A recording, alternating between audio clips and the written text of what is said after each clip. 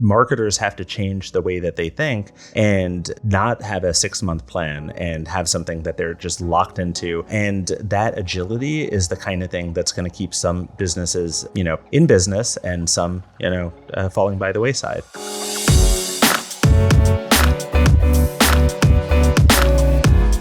Hey gang, it's Wednesday, September 22nd. Jeremy and listeners, welcome to the Behind the Numbers Daily, an eMarketer podcast made possible by VTEX. I'm Marcus, and today I'm joined by our Director of eMarketer Briefing, it's Jeremy Goldman. Pleasure to be with you. Hey chap, thanks for hanging out. Today's fact, on Venus, a day is longer than a year. That's too long. You're like, I just wish there was a bit more time in the day. They have a whole year for their days. That's too much time. Probably get through all your email then. You'd be so exhausted. You would also get through your email. Some other facts about Venus. The surface temperature ranges from about 820 degrees Fahrenheit to nearly 900 degrees Fahrenheit. So 8 to 900 degrees Fahrenheit. I'm not going to work out Celsius. That's hot. It's hot. That's hot enough to melt lead, apparently. And also Venus spins backwards. I think I mentioned that. I don't know why I knew that before, but I mentioned that on another episode in the middle of this show. I'm not sure why. But it spins backwards, so that means the sun rises in the west and sets in the east. So when you say, it's so hot, it's like 100 degrees, the planet's like 8 times hotter than that. I mean, if you're on Venus, that's probably the last thing you care about is the direction of where the sun sets. You're not visiting Venus on vacation. Like your partner's like, we should get up early, catch the sunrise in the west. It's going to be crazy. And you're like, crazy? Crazy's 800 degrees. That's crazy. You're probably on there for 3 seconds before you die, I guess. Why did we book this trip? Took us 4 months just to get here.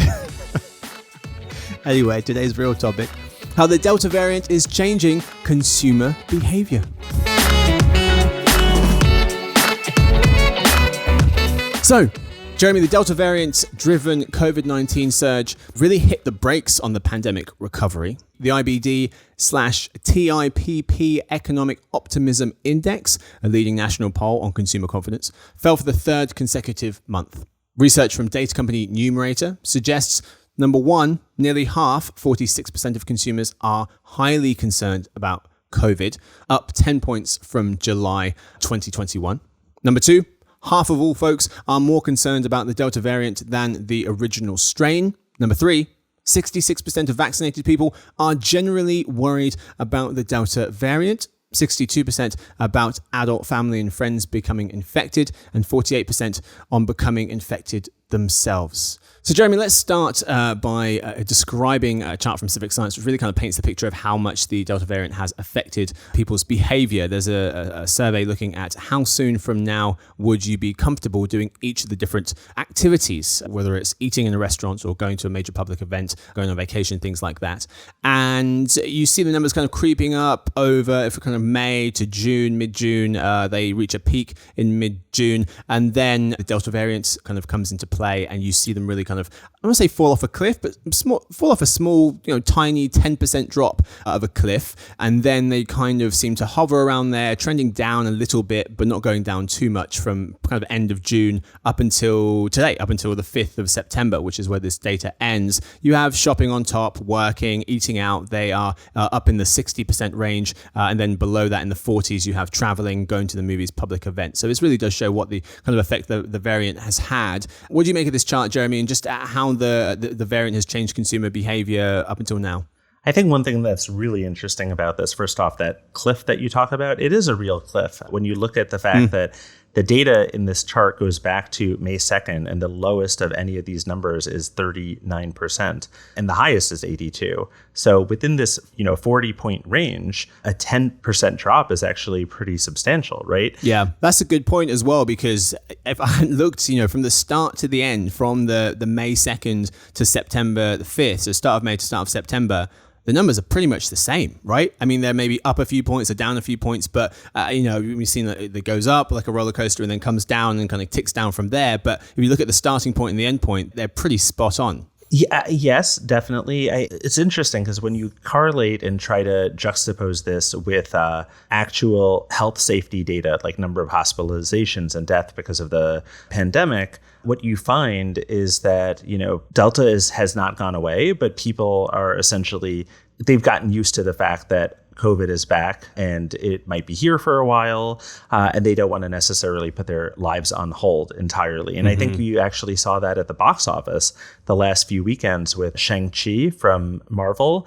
It actually did pretty well, even though, and I think this is really interesting, look to see 43% or so are okay with going to movies now. But if you look, that number was 59% in the middle of June. But nothing really did that well at the box office then. So in some ways, it's like you're less comfortable doing it, but yet people are doing these things anyway. They are going back into public spaces a lot more. Yes, it does seem like people are reluctant to go back to the way they were behaving at the very start of the pandemic. Dan Batum, senior editor of technology at Chain Store Age, had wrote up a recent survey from shopping rewards app Shopkick. And he noted that over 60% of folks are just taking extra precautions when shopping in store due to the rise of Delta. Of those precautions, he said masking up while shopping was number one, 82% of people doing that. Using disinfectants on hands and carts, 79% was in second place. And then shopping at less busy times, 66%, using cards to avoid exchanging cash, 63%, and utilizing self-checkout, 59%. So basically people saying, I still want to shop, I'm just going to be more cautious. And that is something that marketers are paying a lot of attention to right now. We covered in the eMarketer briefing last Thursday, I believe, that goes out to all subscribers, that marketers' optimism hit a new high. It was actually its highest point since 2015, per the CMO survey by Duke University's Fuqua School of Business. And it's really interesting because I think it does show that consumers are ready to get out there and do things, but to do it very cautiously, just like the data that you've cited right now. Right. And there are things that marketers, companies, retailers can do to make people feel a bit more comfortable with that. It doesn't mean, okay, the Delta variant, the COVID is getting worse, we have to shut things down. No, we just put in place some of those steps that we had or create new ones. They were saying proactive steps. Customers are expecting retailers to take, this from the Shopkick data, against the Delta variant. The proactive steps customers are expecting retailers to take against the Delta variant. Number one, disinfecting carts, 83%, enforcing social distancing and mandating masks was in joint second with 65%. And then it went limiting store capacity, 42%, and putting a cap on the number of essential products each shopper can purchase, 38%. Yeah, there's one interesting thing that I would point out with that data, and I believe this is in that numerator study that you cited, which is there are differences between how vaccinated people feel and how unvaccinated people feel. And oddly enough, unvaccinated people who are, of course, at greater risk sometimes are put off by some of these tactics that people are doing to keep everybody safe. So there is kind of an open question in places with lower levels of vaccination. Are there going to be certain retailers who are going to be more shy about emphasizing how safe they are? That's a good point. You mentioned people want to get back to what they were doing. This study was also noting from Shopkick, 67% of people reported taking the same number of trips to the store per week as they did the prior month. So as we said, still going as much as they were before. They're just being more cautious. I think some had actually gone more than they did the previous month. And then also 55% of people saying the pandemic's changed the way they will shop forever. Just kind of getting used to the fact that this is what normal is to me now.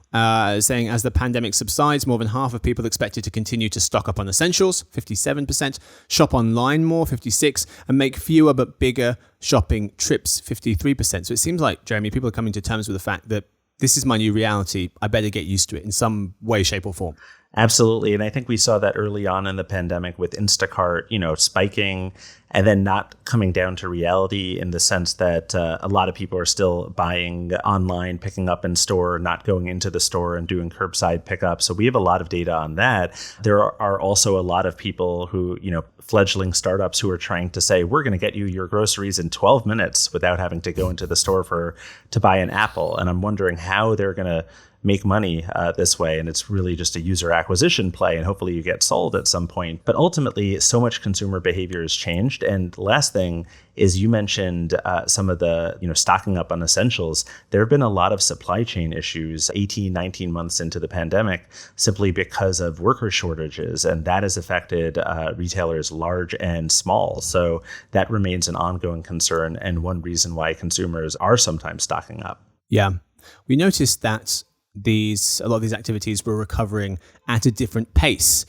People were much more likely to want to go back and shop for clothes in store, but maybe a bit more cautious about going to the movies or rushing to the gym. And it seems as though when it comes to people giving up these activities again, as the Delta variant accelerates or, makes people a bit more cautious, it seems that these activities are also slowing down at different rates. It seemed as though spending slowed down in most categories, furniture, car sales, etc., in June and July, but bar and restaurant tabs were still growing according to census data and Federal Reserve economic data as well, as is noted by Barty Scott, Hilary Hoffower and Andy Kurz from Insider, our sister company. And there was a chart from Numerator which showed that the top 3 activities in terms of the ones that had slowed down the most was shopping inside a store with no mask, then attending a concert or a show, and then gathering with family and friends with no mask. And then the top 3 activities in terms of the ones that had slowed down the least, the ones people just wanted to keep doing, gathering with family and friends with masks,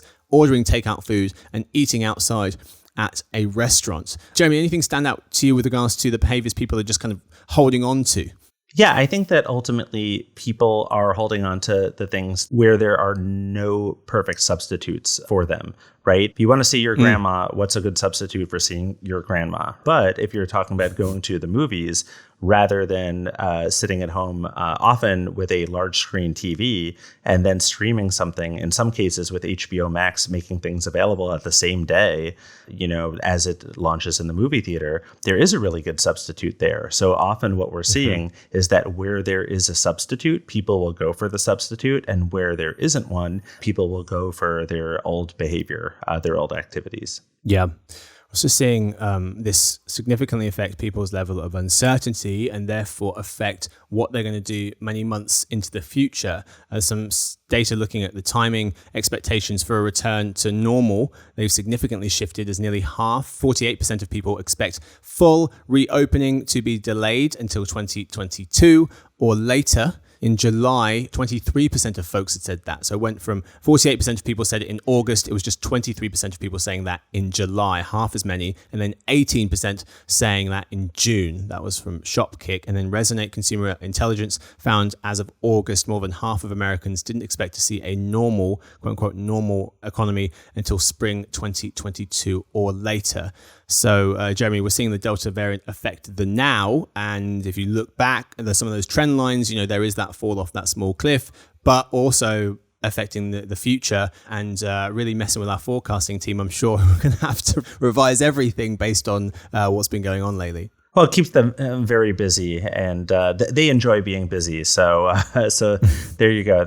You're welcome. But in all seriousness, I think it does show what marketers have to do to be ready for something like this, which is really to be agile and nimble and to develop multiple scenarios. Let's just say if supply chain issues get worse. Let's say if they're solved entirely. Let's say if COVID is solved entirely. Let's say, God forbid, if there is the Mu variant or other variants in the future that, make us all turn purple and does something totally unexpected, right? So because of that, marketers have to change the way that they think and not have a 6-month plan and have something that they're just locked into. You see this across industries. You see travel that had to change their policies for cancellations overnight. And that agility is the kind of thing that's going to keep some businesses, in business and some, falling by the wayside. Yeah. We've seen not just Delta variant, but that's been the kind of big one at the moment. We've seen other variants on scientists' radars as well. Just having a bunch of different scenarios ready to go because, the only thing that's predictable is unpredictability, unfortunately. That's all we've got time for the first half. Time now for the halftime report. Jeremy, what are your takeaways from the first half? The number one thing you can expect in the next 6 months is uncertainty, period. That's true. This world's rubbish. Missed the old one. That's all we've got time for the lead story. Time now for In Other News, but first a quick word from our sponsor, VTEX.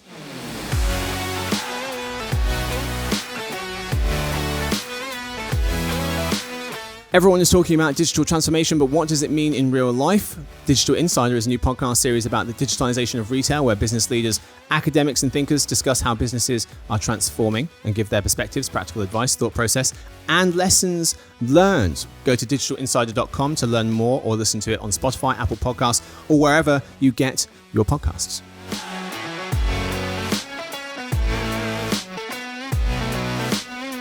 Folks, we are back. Today in other news. What is the COVID consumer trend that is most likely to stick? Advertising during tragedy? And what does the short and long-term future of events look like? Story 1. What is the COVID consumer trend that is most likely to stick beyond the pandemic? Ask Jana Remis and Anu Madkavka of McKinsey.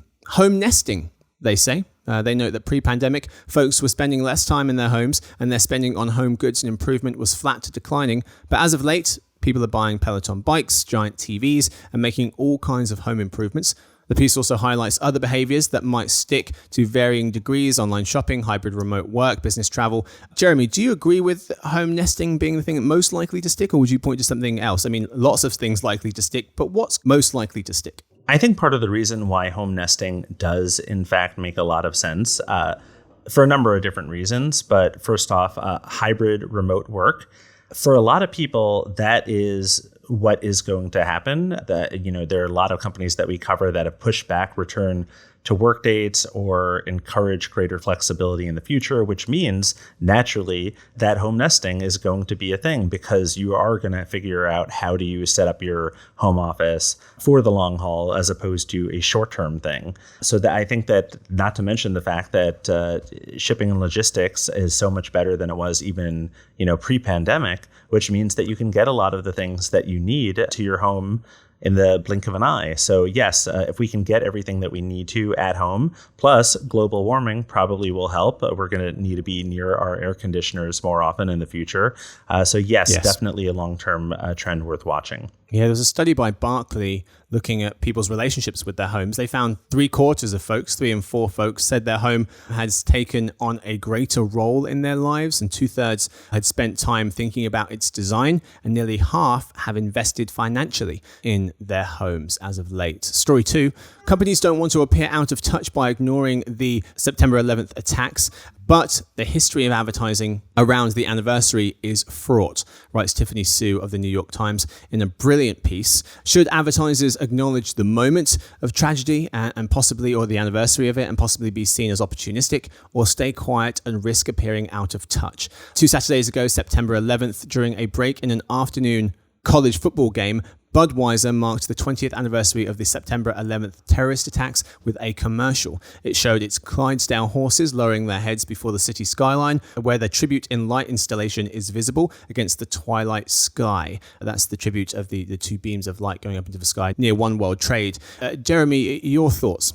Yeah, I think that this article in some ways is getting at 2 different things. One thing is trying to tie some type of symbolic advertising in some kind of altruistic message tied towards a tragedy.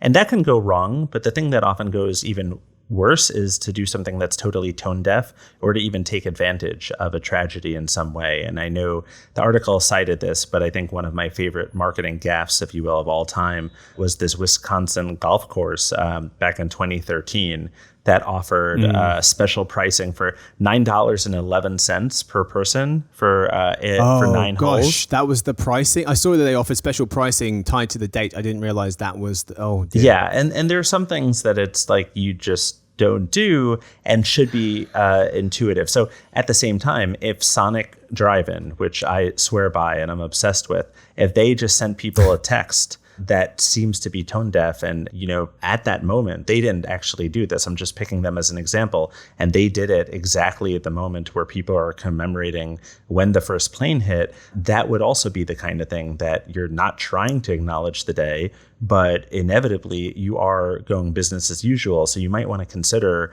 not tying into the day and also pausing some of your advertising for a few hours so you don't come across as tone deaf. Yes. Yeah, that was something that MSNBC had done. That's what Ms. Sue was saying in this article. They premiered the documentary film Memory Box, Echoes of 9/11, without ads. So they were like, we're not going to monetize this specific show, or at least that one showing of it. Yeah, Jeremy, this article said to me, it depends on the how. You know, the message that they had was 20 years later, we'll never forget the Budweiser commercial. Then there's the company's logo alongside mentions of the 9/11 Memorial and Museum and the Never Forget Fund. So it really depends on how much do you feature in the ad. Are you kind of a bit of an afterthought, kind of in the background? Because that might be the appropriate thing here as opposed to front and center and really trying to push your brand. Number two, depends on the when. The ad ran during the Navy and Air Force game, which I thought was of note. And then finally, the commercial was an updated version of Budweiser's Respect ad, which first ran during the 2002 Super Bowl, 5 months after the attacks, and again on the 10th anniversary in 2011.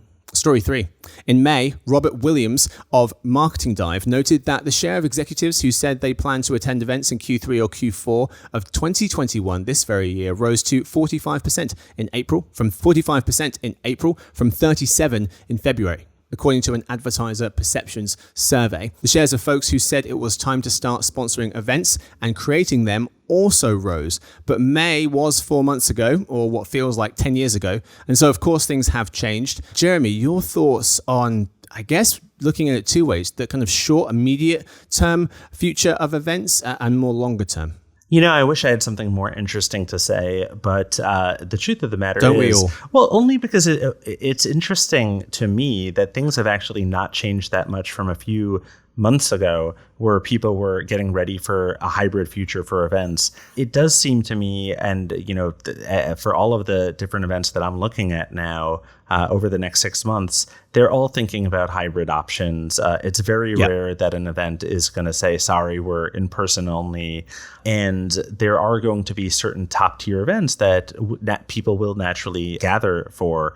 And those are going to be few and far between. So if you were close to the very top of the second tier for somebody's list of conferences that they wanted to attend or list of concerts that they wanted to attend, you might just be shut out and not do nearly as well. But for these very big moments, and that happens both in the consumer and in the business world, those are still carving out a niche. Those are planning to go ahead.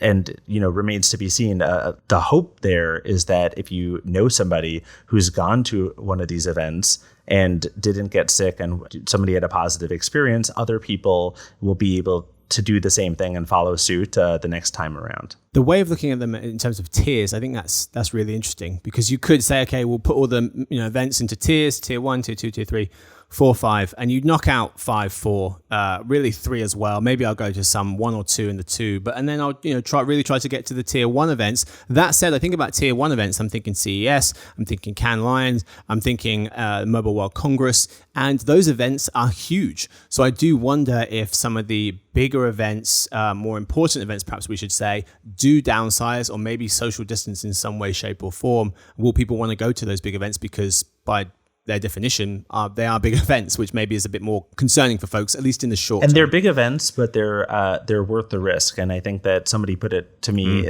just to take it from a consumer perspective, people went out to see that Shang-Chi movie we were talking about because they figured, yes, there are going to be more people there, but it's also worth the risk because I really want to see this movie.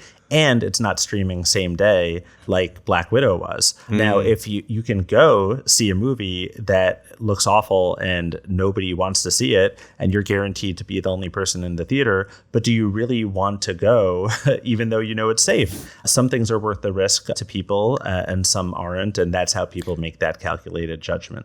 Yeah. Speaking of risk tolerance, there was an Association of National Advertisers study that showed 3/4 of marketers, 3 in 4, would feel comfortable traveling after getting the vaccine. Obviously, there's more recent questions about the Delta variant. That study was from a few months ago, I believe. And also it depends on the event.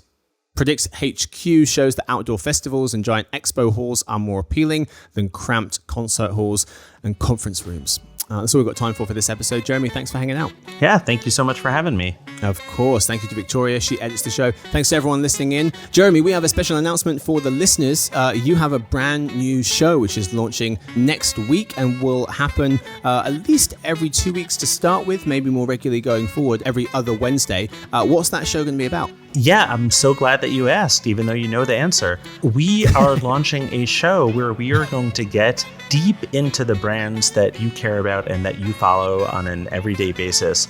We're going to have leading brand execs, and we're going to be talking to them about campaigns that they've run, new technologies that they've implemented, and they're going to be bringing data about actually their performance, what has worked, what hasn't worked. We're going to put them on the hot seat, and you're going to be there. It's going to be great. Looking forward to seeing all of you, or I won't be seeing all of you, but looking forward to all of the great feedback that you leave us about how we can make this thing better on an ongoing basis.